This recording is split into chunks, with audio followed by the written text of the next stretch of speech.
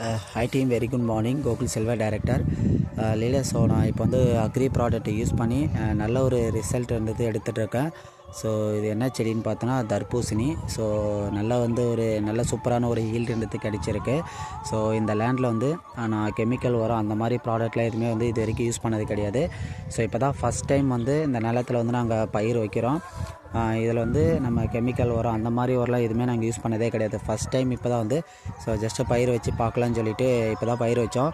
இதில் first time வந்து நம்மளுடைய அக்ரி ப்ராடக்ட் வந்து நான் யூஸ் பண்ணியிருந்தேன். ஸோ நல்ல வந்து ஒரு ஹீல்டுன்றது கிடைச்சிருக்கு. நான் என்னென்ன ப்ராடக்ட் யூஸ் பண்ணியிருந்தேன் அப்படின்னு பார்த்தோன்னா அக்ரி 82 வந்து யூஸ் பண்ணியிருந்தேன், agri granules, agri nanotech, agri gold. So இந்த ப்ராடக்ட் மட்டும்தான் நான் கரெக்டாக வந்து அந்தந்த ஸ்டேஜுக்கு ஏற்ற மாதிரி வந்து ஸோ ப்ராப்பராக வந்து நான் யூஸ் பண்ணியிருந்தேன். ஸோ நல்ல ஒரு ரிசல்ட் வந்து கிடைச்சிருக்கு. ஸோ அதுவுமே வந்து பார்த்தோன்னா இதில் செலவு வந்து ரொம்ப அதிகமாக நம்ம பண்ணுற மாதிரி இருக்கும். கெமிக்கல் உரம்னா இது நிறைய பூச்சி இந்த மாதிரி பிரச்சனைலாம் வந்து நிறைய இருக்கும்.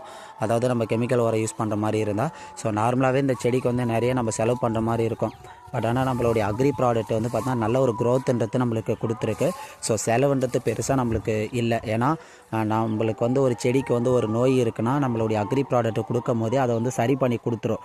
ஏன்னா நமக்கு வந்து ஒரு நோய் வருதுன்னா நம்மளுடைய கோல்டு கொடுத்துருந்தோன்னா அந்த நோயின்றது நம்மளுக்கு சூப்பராக வந்து ப்ராப்பராக நம்மளுக்கு வந்து சரி பண்ணி கொடுத்துரும். பட் அதே நீங்கள்